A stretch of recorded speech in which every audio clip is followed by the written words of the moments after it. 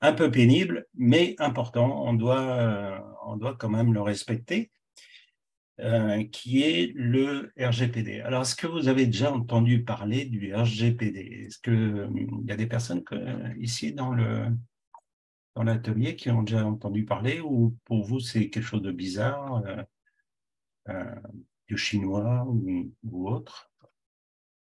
Euh, ok, je vois pas beaucoup de réactions. J'essaye de voir tout le monde, mais c'est difficile avec le partage d'écran. En fait, le RGPD, eh bien, c'est une histoire de réglementation. Et pour ceux qui ne connaissent pas encore, euh, on, à partir du moment où on exerce une activité, soit d'indépendant ou une entreprise ou autre, et qu'on reçoit du public, ou qu'on a du public qui vient sur notre site ou autre, eh bien, on est obligé de se conformer à cette réglementation européenne qui est le RGPD, qui veut dire Règlement général sur la protection des données. Vous savez que chaque individu a droit, normalement, à avoir ses données qui sont protégées. Alors, même si, je ne veux pas rentrer dans les polémiques, mais même si les grandes entreprises et nos dirigeants sont complètement, eh bien, nous, on est obligé de se conformer là-dessus. Bon, et ils nous demandent de le faire. En même temps, c'est bien aussi pour respecter la vie privée de vos clients. Il faut que vos clients sentent que vous respectez leurs données, leurs coordonnées, etc. Et qu'ils se sentent rassurés là-dessus. Ça, c'est une bonne chose. C'est pour ça que le RGPD aussi, il est mis en place, le Règlement général sur la protection des données, pour que à la fois ça puisse protéger quand même tout le monde, chaque individu, au moins par rapport à des entreprises qui pourraient être louches ou des entreprises qui pourraient profiter de soit la visite sur un site ou autre. Donc, c'est vraiment important même pour vous en tant que thérapeute, pour différentes raisons qu'on va voir là tout de suite dans cet atelier. Alors, cet atelier ne m'amuse pas vraiment, je vous assure, parce que j'aime pas trop tout ce qui est règlement, etc. Mais j'ai voulu le faire quand même parce que quand j'ai discuté la semaine dernière avec une personne, une thérapeute qui est, en plus de ça, à son compte depuis combien de temps? Je ne sais plus si c'est 10 ou 20 ans. Et je lui parlais du RGPD, mais elle me dit, c'est quoi?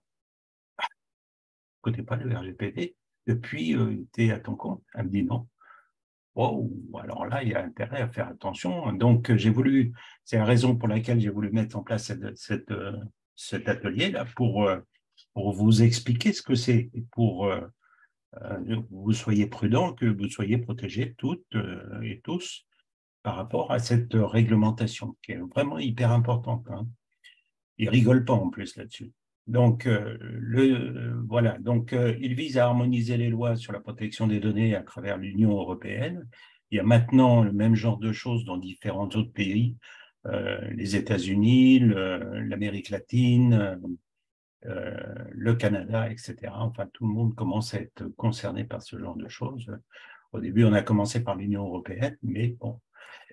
Et donc, voilà, donc sert à la protection des données. Donc, il remplace la directive sur la protection des données. Il y avait quelque chose avant, en 1995 déjà, surtout avec Internet, hein. En fait, ça s'est démocratisé avec Internet beaucoup. Avec Internet, en fait, on avait la CNIL qui permettait de gérer en fait toutes ces données et de déclarer, nous, on avait en tant que professionnel, on avait l'obligation de déclarer notre liste de prospects, de clients, etc. à la CNIL pour que justement il y ait cette protection au niveau des données. Euh, et, euh, et ça a changé depuis 2018.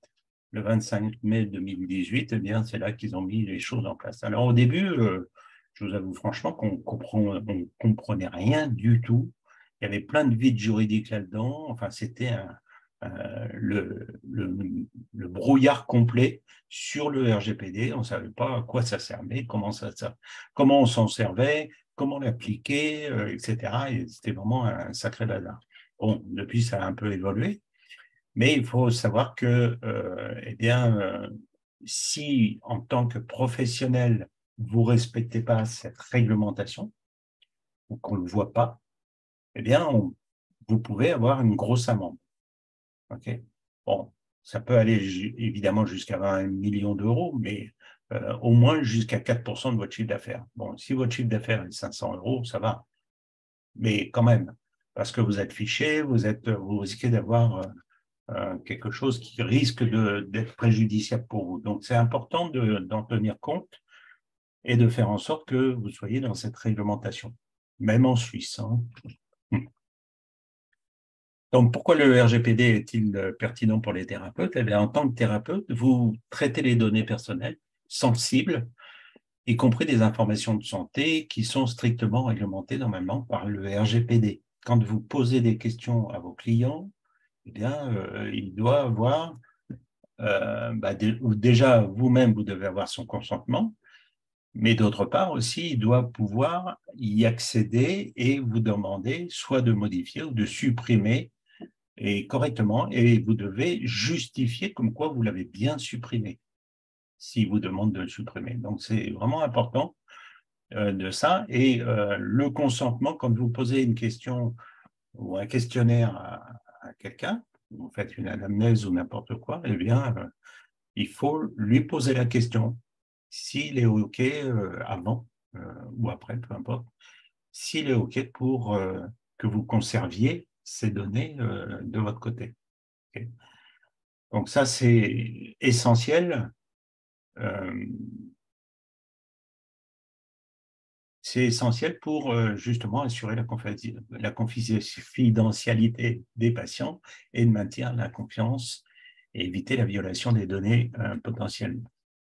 Donc en fait, ce qui s'est passé, c'est que depuis qu'Internet existe, eh bien, il y a des entreprises qui récoltent, par exemple, les adresses mail, qui récoltent des tas de choses sur les visiteurs. Okay, eh bien, il y a des personnes, il y a des sociétés qui ont abusé de ça, c'est-à-dire qui revendent en fait ces fichiers à d'autres personnes sans avoir le consentement, évidemment, de ces gens qui se sont inscrits. Donc ça, c'est de l'abus. On ne va pas parler des grosses sociétés qui font ça couramment, c'est leur truc, mais eux, ils ont le droit. Okay, mais bon, on ne va pas les critiquer, on n'est pas là pour ça. Mais quand vous avez le CPF qui vous appelle ou que vous avez d'autres choses, comment dirais-je, d'autres sociétés qui vous appellent pour vous démarcher ou quoi que ce soit, il faut savoir d'où ça vient. Okay, ça peut être que des grandes entreprises, pas des petites. Donc ça, c'est une chose, mais on ne va pas en parler, on ne va pas dire des choses qui fâchent. Voilà, bon. Alors, comprendre le RGPD peut également vous aider à éduquer vos patients sur leurs droits et sur leur manière dont leurs données sont utilisées. Et vous allez voir, ça prend différentes formes, en fait. Je parlais du questionnaire tout à l'heure, mais il n'y a pas que celui-là. Il y en a d'autres aussi. Alors, comprendre les termes du RGPD. Donc, données personnelles, selon le RGPD, les données personnelles sont toute information concernant une personne physique identifiée ou identifiable. Et ça peut être quoi? Ça peut être donc identifié directement ou indirectement, notamment par référence ou un identifiant éventuellement, qui correspond quand on met un identifiant quelque part. Eh bien, ça correspond à une adresse mail et à une personne physique, ou ça peut être par un nom, un numéro d'identification, des données de localisation aussi. C'est pour ça qu'il y a des sociétés américaines qui sont retrouvées un peu confrontées parce que ben, eux, ils n'ont pas la même législation et leurs données, en fait, au lieu de rester en Europe, eh bien, elles vont aux États-Unis, dans des serveurs qui sont là-bas. Donc, ils ont été un peu confrontés à ce genre de problème parce que à partir du moment où on traite avec des personnes qui sont en Europe, par exemple, eh bien, les fichiers doivent être disponibles en Europe et non pas de l'autre côté de la planète. Donc, comme Google, hein, il y a des gens ou Facebook et autres, bon, ils se sont mis en réglementation, ils ont contourné, ou ils ont trouvé la solution, mais ils étaient obligés aussi de se conformer à ça. Donc, localisation, identifiant en ligne, ou un ou plusieurs facteurs spécifiques de l'identité physique, physiologique, génétique, mentale, économique, culturelle ou sociale de chaque personne. Donc, toutes ces données-là, elles sont dans le cadre du RGPD. Alors, au niveau du traitement des données, il y a différentes façons de le faire, soit de la collecte directement, soit de l'enregistrement, de l'organisation, de la structuration, du stockage, de l'adaptation, de la modification, de l'extraction, la consultation, l'utilisation, la divulgation et la transmission, la diffusion ou toute autre forme de mise à disposition, l'appariement ou l'interconnexion, la limitation ou l'effacement et la destruction. Donc tout ça doivent être régis dans ce cadre du RGPD, dans le traitement des données de chaque client, de chaque visiteur aussi. Hein. Et un visiteur de votre site, c'est pareil. C'est pour ça qu'il y a des petits encadrements là, maintenant qui apparaissent sur les sites où il y a marqué collecte de cookies, etc. Un cookie fait partie aussi d'une collecte de données. Donc, c'est pareil, c'est dans le système du consentement. Alors, le consentement de la personne concernée signifie toute indication libre, spécifique, informée et non équivoque de la volonté de la personne concernée par laquelle elle accepte par une déclaration ou par un acte positif clair que les données de caractère personnel la concernant fassent l'objet d'un traitement.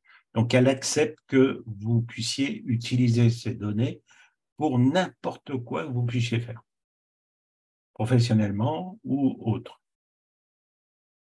Ça, c'est le consentement de la personne qu'elle doit donner. Responsable du traitement et sous-traitant, donc pareil, si vous avez par exemple un responsable ou quoi que ce soit, eh bien, il faut que ça soit, il faut désigner la personne physique et morale qui la concerne.